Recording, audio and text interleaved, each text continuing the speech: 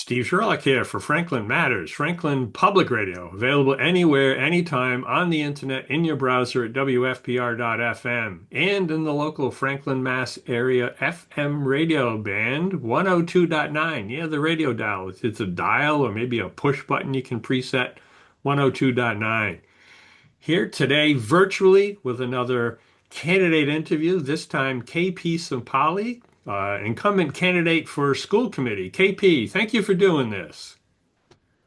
Thank you, Steve, for having me here. It's so much helpful for all of us. Thank you very much. You're welcome. From my role, certainly as the resident here and certainly community information director that I volunteer for, we need this kind of thing for, and especially this year, well, not so much, we got 8 on 7 for a school committee, but we got 15 for 9 spots on the council. There's 3 new people relatively on the planning board.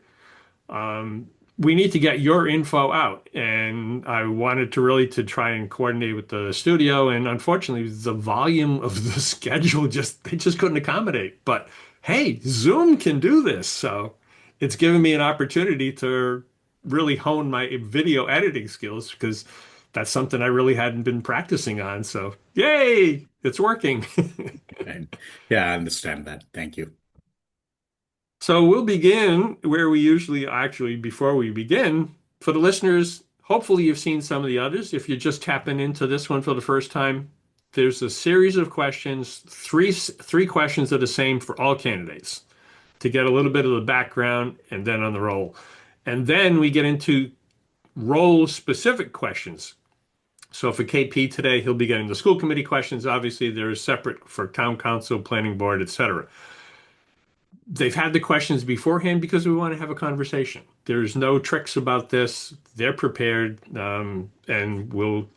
The whole intent is to create information so we can cast an informed ballot on or before November 4th. So the quick reminder there, per the clerk, anybody who has applied for a mail ballot, the ballot should be back in the office October 6th during that week, which is really coming quick already. And then she'll turn around the ballots to put them in the mail. And then October 17th, Friday, October 17th, in-person voting starts in the town clerk's office. And then November 4th, certainly at the high school from 6 a.m. to 8 p.m. So that's what we're about. We've got info at the end for if you don't have KP's contact info and you want to follow up on anything other than finding him at, say, the market in and around Franklin, you'll be able to do that. So, that much said, now we can start at the beginning. So, in case somebody doesn't know you, KP, can you give us a little bit about your Franklin story, either your road to Franklin or certainly your life within Franklin and community involvement here? Sure, Steve. My family moved to Franklin around 2008, and we are a family of four with the two boys. Both of them are graduated from our own Franklin High School. And I served in several charity organizations, and I'm two-time presidential award recipient as well, and one-time Boston Mayor Award recipient. In the town of Franklin, I've been served on a design review commission, and as of now, I'm serving as a Franklin School Committee member. Hmm. Yes. That's And pretty as much you're about it. aware, certainly civil discourse is a key component of our democratic republic form of government. The political divide, especially on the national level, certainly is unfortunately wider now than ever. We're a little bit fortunate to the extent that at least for a local election, it's nonpartisan. But there are still divides. So how, as an individual or in particular on the role in the school committee, can you help to either bridge or avoid this divide? Well, this is a very good question, Steve. It's the question of the hour, and it's like civil discourse is essential to strengthening our democratic republic. And as an individual, I believe the best way to bridge the political divide is by leading with respect, listening before speaking. We are fortunate to live in our community that reflects both the diversity and the unity among us with a rich culture from being home to the first public library in our nation and birthplace of horseman which who is father of our public education. These legacies remind us the knowledge education and the open dialogue for powerful tools of bringing people together instead of focusing what divide us. I will engage my neighbors, my well-wisher in a constructive conversation, celebrate the community we all share, and promote understanding across differences. After all, Franklin history and beauty prove that we are stronger than ever when we come together, not apart. That's what I can say. Hmm. No, good. Thank you for that. And I've mentioned in some of the other interviews, there's a reason why we have two ears and one mouth to reinforce that listening before speaking aspect. And then the other key certainly is we're all neighbors, some just a little bit closer than others. And if we do approach that respect, whether it's over the fence or in the driveway, having the chat, it's going to be so much easier. Unfortunately, why don't we carry that through on the social where it seems like they wouldn't say that if they were right next to us, but they do. So, yeah. But it's not about me. Thank you for that.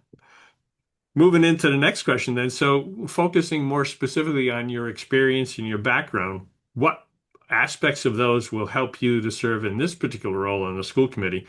Or another way to phrase it, what do you bring to the table that helps set you apart from the others competing for this role? Yes, Steve. With the rapid acceleration of AI technological globally, it is very, very important than ever that our Franklin Public School prepare our students to compete and thrive on a world stage. The decisions what we make today will help the future generations, which has to be very clear.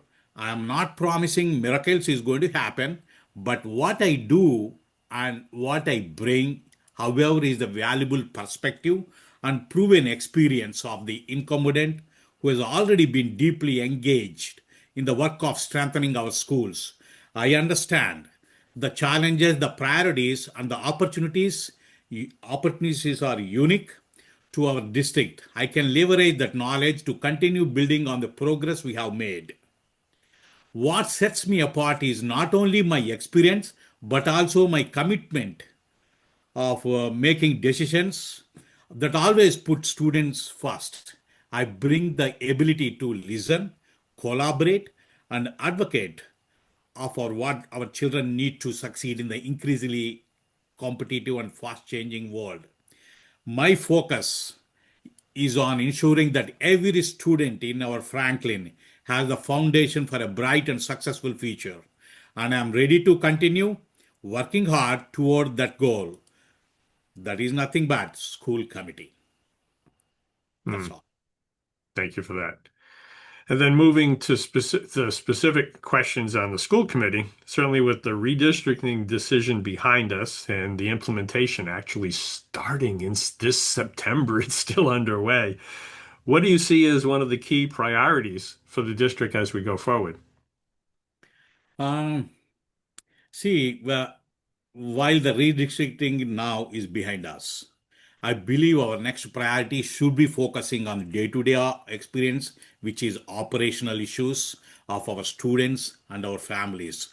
After opening of our school district, I spoke to several parents who expressed, they were frustrated with the traffic and all. With the Hmm. middle school, especially with the middle school dismissal process, which has become longer and extended the lunch periods. As a school committee member, I personally went there and observed all the dismissal process to better understand the challenges, particularly for the students who ride buses for longer distances. I also plan to visit during the lunch hours and will sit down with our superintendent and the transport director to review the facts rather than rely on assumptions. My commitment is clear. I work for the benefit of our students and families, not the other way around. Good. Thank you for that. And with the school district responsible for the largest portion of the town of Franklin's overall budget, Do you have ideas to help resolve the structural deficit that we continue to seem to face in the operational budget? Yes, this is very, very important question, Steve. Um, the school district is responsible for the largest portion of the town's Franklin budget, which means any structural deficit has a direct impact on our students and families. I will focus on ensuring that our students remain of the top priority in every budget in every budget decision, since the community was already rejected override twice.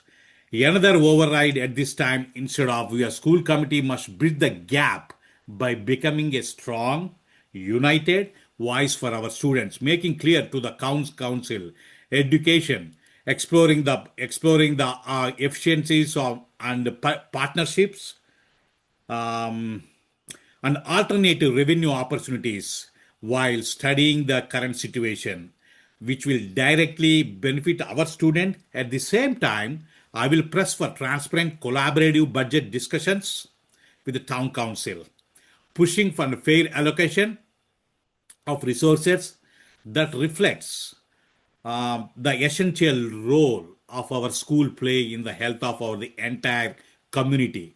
The goal must be always be resolve the structural deficit in a way that secure the long-term sustainability of the district while keeping students needs front and center of the our school district. Hmm.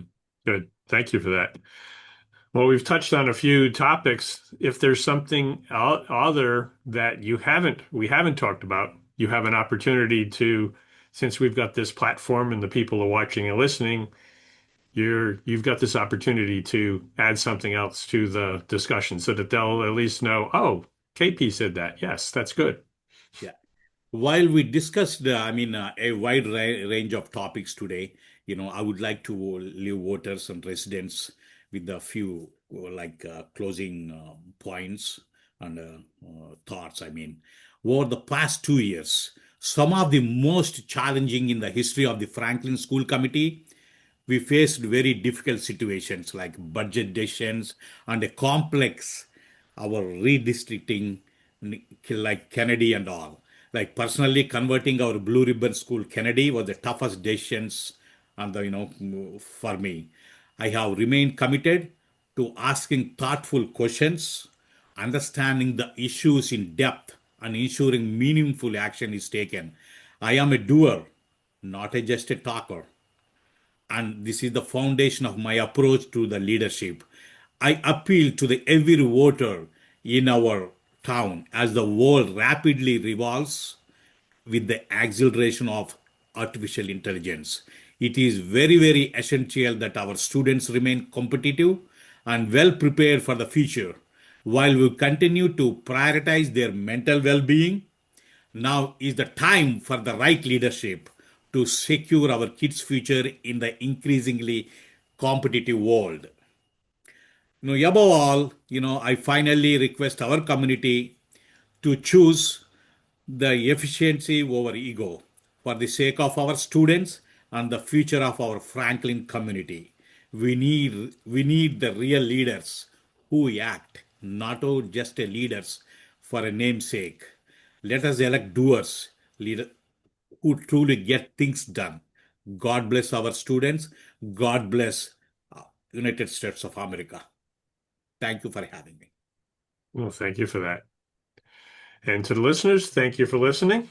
As I mentioned earlier, there'll be a slide at the end with KP's contact info. So certainly between, seeing him around, maybe at the market, farmer's market, other places, feel free to reach out, follow up with him. And then, yes, the final reminder, please cast an informed ballot on or before November 4th. Thank you again, KP, for doing this. Thank you for having me, Steve. And to the listeners, final reminder, we do this because Franklin matters.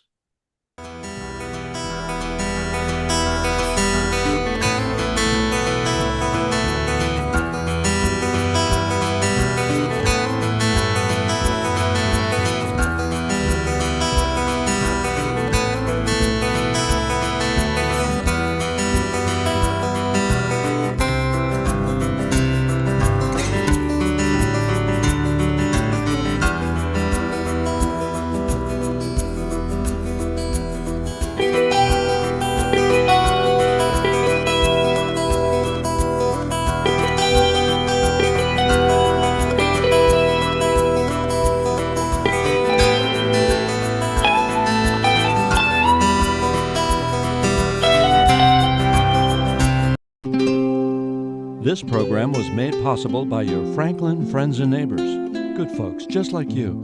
Thanks for supporting Franklin TV. And thanks for watching.